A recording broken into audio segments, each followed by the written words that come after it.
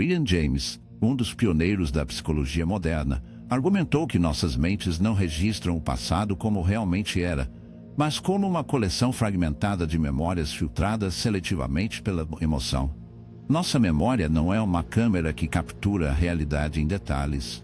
É mais como um pintor impressionista, escolhendo quais cores enfatizar e quais detalhes para desfocar. O que lembramos não é uma transcrição objetiva da vida, mas uma reconstrução subjetiva moldada por nossos sentimentos e preconceitos corporais. Momentos de alegria, realizações significativas e até dificuldades que superamos tendem a ser romantizadas ao longo do tempo, enquanto a dor, a monotonia e a incerteza desaparecem no fundo. Esse fenômeno, conhecido como viés de positividade, nos engana a acreditar que o passado era muito melhor do que realmente era.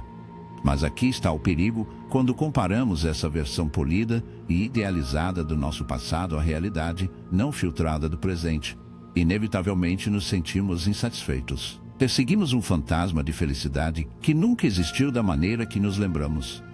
Nossos cérebros estão conectados à eficiência, não à precisão. Imagine sua mente como o editor de um documentário longo e caótico. Para entender a quantidade esmagadora de informações, ela para o desnecessário, destaca a dramática e suaviza inconsistências. É por isso que certos momentos de anos atrás se sentem nítidos e vívidos, enquanto meses inteiros parecem um borrão. William James se referiu a isso como fluxo de consciência, um fluxo interminável, onde apenas os momentos mais emocionalmente significativos deixam uma marca duradoura. A ironia é que o próprio processo que nos ajuda a criar significado do nosso passado é também o que a distorce. Se revivéssemos esses dias de ouro exatamente como eles aconteceram, poderíamos ficar chocados com o quanto esquecemos o tédio, as ansiedades, as lutas que pareciam intermináveis. Na época, o passado nunca foi tão perfeito quanto agora parece. Mas como nossa memória edita o mundano, comparamos nossa vida atual, em toda a sua imperfeição crua, com um passado que foi retomado pelo tempo. Essa memória seletiva tem um impacto direto em nossa felicidade atual. Quando acreditamos que os melhores dias estão para trás, sabotando sem saber nossa capacidade de encontrar alegria no aqui e agora. É um truque psicológico, uma ilusão tecida tão perfeitamente em nossa consciência que raramente questionamos.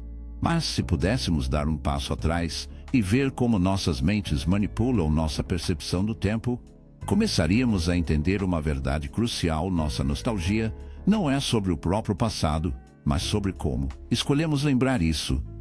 Os momentos pelos quais desejamos não foram inerentemente melhores. Eles foram simplesmente capturados de maneira diferente por nossas mentes. O passado não é um artefato sagrado de felicidade, intocável e perdido para sempre. É uma história que continuamos reescrevendo, uma pintura que muda a cada olhar. Mas se a nostalgia é um truque de memória, por que ela tem uma aderência tão poderosa sobre nós? Por que ansiamos tão profundamente pelos momentos que, na realidade, eram tão falhos e incertos quanto hoje? A resposta está em como a mente humana lida com o próprio tempo. O presente é cru, não filtrado e cheio de perguntas não resolvidas, enquanto o passado já foi processado e empacotado em uma narrativa. Preferimos a clareza de uma história finalizada sobre o desconforto de um desdobramento. Mas, e se essa tendência estiver nos mantendo presos? E se, idolatrando o passado, estamos realmente evitando algo muito mais profundo? Algo que nossa mente inconsciente estiver tentando nos dizer? É aqui que a visão de Carl Jung sobre a nostalgia como uma armadilha inconsciente se torna crucial. Porque às vezes, o que confundimos com o desejo do passado é realmente uma fuga do presente. A nostalgia é frequentemente vista como algo inocente, apenas uma lembrança calorosa de dias melhores. Mas Carl Jung acreditava que era muito mais do que isso. Para ele, a nostalgia não era apenas um desejo pelo passado, mas uma mensagem do inconsciente. Um sinal de que algo não resolvido ainda permanece sob a superfície. Quando idealizamos o passado, não estamos apenas relembrando, estamos evitando algo. Do que estamos fugindo? O que há sobre o presente que nos faz recuar para as memórias, em vez de enfrentar o que está à nossa frente? Segundo Jung, a nostalgia geralmente mascara uma luta mais profunda, o medo da mudança, a resistência à individuação, a evitação do desconforto. Olhamos para trás, Não porque o passado era perfeito, mas porque parece mais seguro do que a incerteza de agora. Imagine uma pessoa que relembra constantemente sua infância, desejando a simplicidade e a felicidade que acreditam que antes. Mas é realmente a infância que eles sentem falta, ou é a ausência de responsabilidade, o conforto de se sentir protegido? Ou considere alguém que idealiza um relacionamento anterior, convencido de que nunca mais encontrará amor assim. Eles realmente sentem falta dessa pessoa? Ou temem o desconhecido, o desafio de reconstruir a intimidade com alguém novo? A nostalgia raramente é sobre o próprio passado, é sobre o que o passado representa. Jung alertou que, quando nos apegamos demais a ele, corremos o risco de estagnação.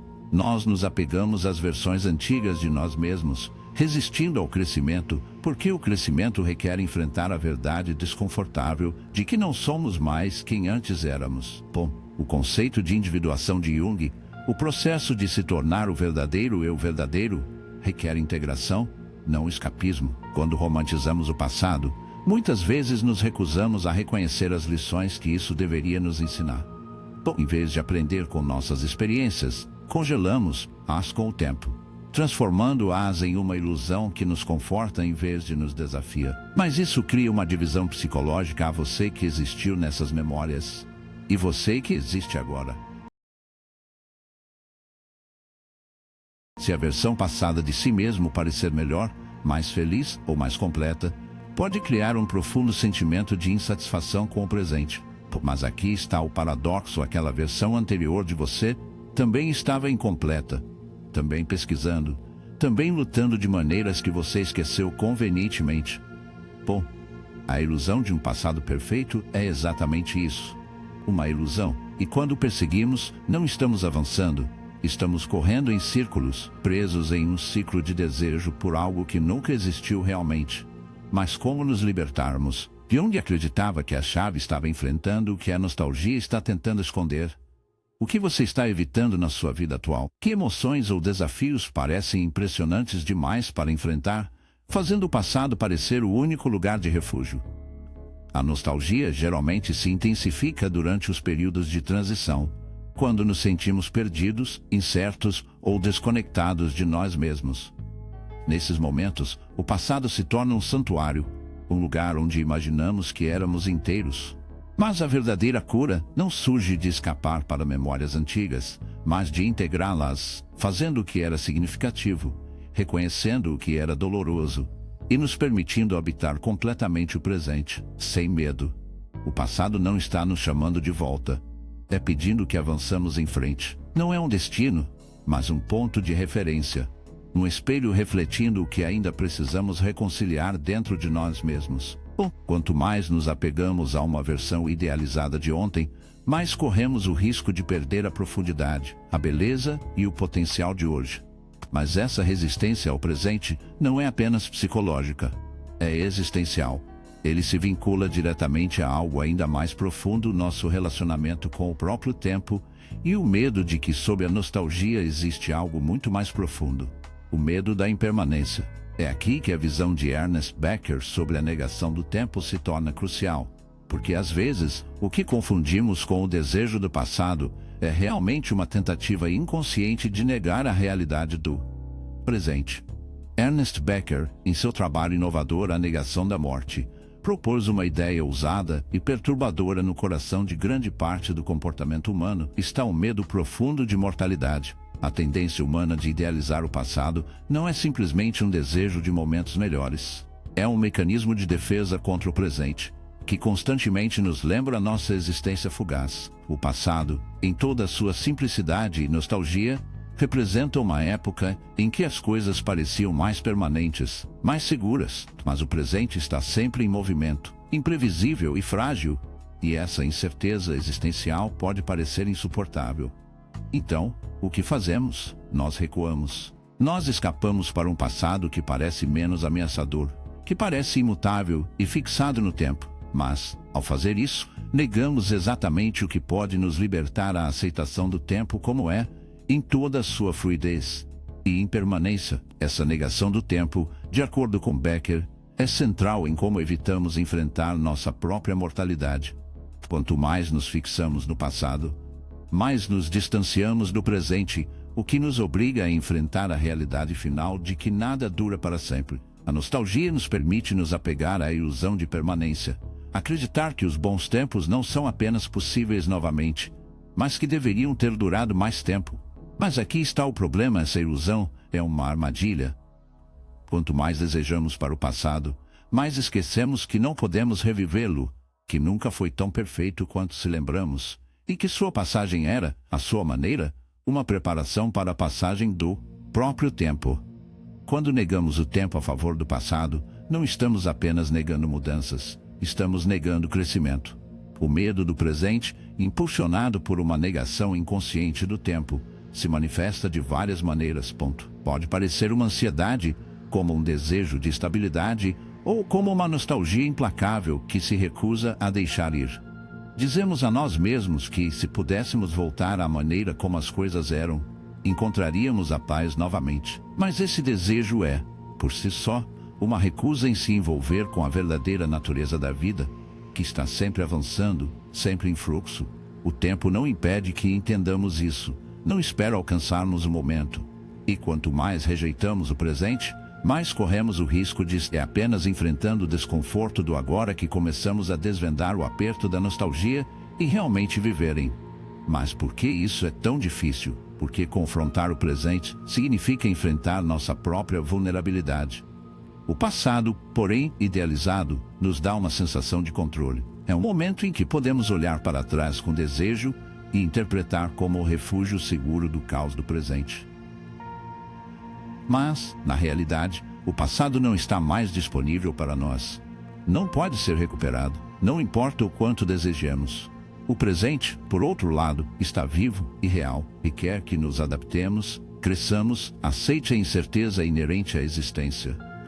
É aqui que a teoria de Becker se liga profundamente à nossa psicologia. Quanto mais negamos o presente, mais negamos nossa própria realidade. Ficamos presos em um ciclo de medo, tentando constantemente superar o tempo. Como nos libertarmos dessa negação? Começa com a aceitação radical do presente, como é, não como uma comparação pálida com o passado, mas como o único momento verdadeiro que temos. Isso requer uma consciência de nossa própria impermanência, uma vontade de sentar-se com o desconforto que vem de saber que não somos invencíveis e que nada dura para sempre. No entanto, nessa aceitação reside a liberdade de viver completamente, abraçar o presente em toda a sua crueza e parar de perseguir a ilusão de um passado perfeito e imutável. Ponto. A mensagem de Becker é clara: não podemos ultrapassar o tempo. Devemos aprender a viver com isso, para entender que o momento presente não é algo a ser temido ou evitado, mas algo a ser adotado com toda a sua incerteza e potencial. Só então podemos realmente nos libertar da armadilha da nostalgia e começar a viver a vida que devemos levar. Carl Jung acreditava que cada um de nós carregamos dentro de nós duas versões de quem somos: o verdadeiro eu, fundamentado no momento presente, e o eu idealizado, moldado por nossas memórias, nossos desejos e nossos medos. Esse passado falso que construímos está frequentemente enraizado no desejo de nos ver de uma luz que parece mais completa, mais comprida ou simplesmente mais aceitável. Quanto mais romantizamos nosso passado, mais criamos uma dissonância entre quem realmente somos hoje e quem nos imaginamos ser. Mas aqui está o problema: esta versão idealizada de nós mesmos, construída a partir de fragmentos de memórias e sonhos, não é quem realmente somos. É uma máscara, uma projeção do que desejamos ser, em vez de um reflexo honesto de nossa experiência vivida. Quando nos comparamos a essa imagem construída, estamos medindo nossa realidade atual contra uma ilusão, uma versão de nós mesmos que nunca existiu realmente. Imagine olhar para trás em um momento em que você se sentiu no topo do mundo. Talvez tenha sido um tempo de conquista, um momento em que você se sentiu amado, ou uma fase em que tudo parecia se encaixar. Agora, no presente, você pode se sentir desconectado daquela pessoa que estava. Você pode se perguntar para onde foi essa versão. Por que a mesma energia, a mesma alegria ou a mesma confiança parecem tão distantes? Mas e se a versão sua que você deseja não for uma representação autêntica do seu eu passado? mas uma projeção do que você queria que esse eu fosse. Jung argumentou que essas versões idealizadas de nós mesmos, o que desejávamos ter sido, se tornam mais reais em nossas mentes do que a pessoa que somos no presente. Olhamos para trás e dizemos a nós mesmos: fiquei mais feliz do que, ou fiquei mais confiante.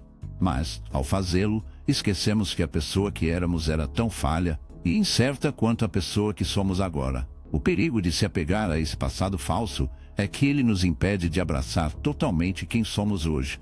Quando constantemente nos medimos contra uma versão idealizada do passado, nunca vivemos completamente no presente. Estamos sempre presos na ideia de um eu perfeito que nunca podemos alcançar, o que cria um senso contínuo de insatisfação, dúvida e desconexão. Esse falso eu nos impede de ver a verdade de que estamos sempre evoluindo, sempre mudando. A pessoa que estávamos ontem não existe mais, e a pessoa que éramos há 10 anos é apenas uma sombra de quem somos hoje. Para realmente avançar, devemos liberar nosso apego ao eu idealizado e abraçar a autenticidade de quem somos agora. A ideia de Jung do falso passado nos convida a refletir sobre as histórias que nos contamos sobre quem éramos. Não se trata apenas de deixar de lado o passado. Trata-se de desvendar a ilusão de que o passado realizou uma versão perfeita de nós mesmos que nunca mais podemos alcançar. Em vez de desejar a pessoa que já éramos, devemos perguntar: quem sou eu agora e o que sou capaz de me tornar? Esse processo de autoaceitação, de deixar de lado a versão idealizada de nós mesmos, pode ser desconfortável. Ele nos desafia a enfrentar as realidades de nosso eu atual, com todas as suas imperfeições e incertezas. Mas, ao fazer isso também nos liberta do ônus da comparação, permitindo-nos entrar na plenitude de quem somos agora. Para realmente crescer, devemos aprender a abraçar a fluidez de nossa identidade. Devemos entender que quem éramos no passado é apenas um capítulo em uma história muito maior. Uma história que ainda está se desenrolando. A chave para curar e avançar não é continuar olhando para trás para uma versão idealizada de nós mesmos, mas reconhecer que o presente é o único lugar onde acontece o crescimento real. O passado, com toda a sua glória e dor, é uma memória. O futuro é um desconhecido. Mas o presente é o único lugar onde podemos realmente criar e nos tornar. Deixe de lado o passado falso. Solte a ilusão de quem você era e abraça a pessoa que você é agora. Impede, evoluindo e viva. Somente quando aceitamos a realidade de quem somos hoje que podemos começar a moldar o futuro que desejamos. William James, em seu trabalho inovador, argumentou que a maneira como interpretamos nossas memórias molda nossa realidade. As histórias que nos contamos sobre o passado não são verdades fixas. São narrativas fluídas e em constante evolução que podem nos ligar ou nos libertar.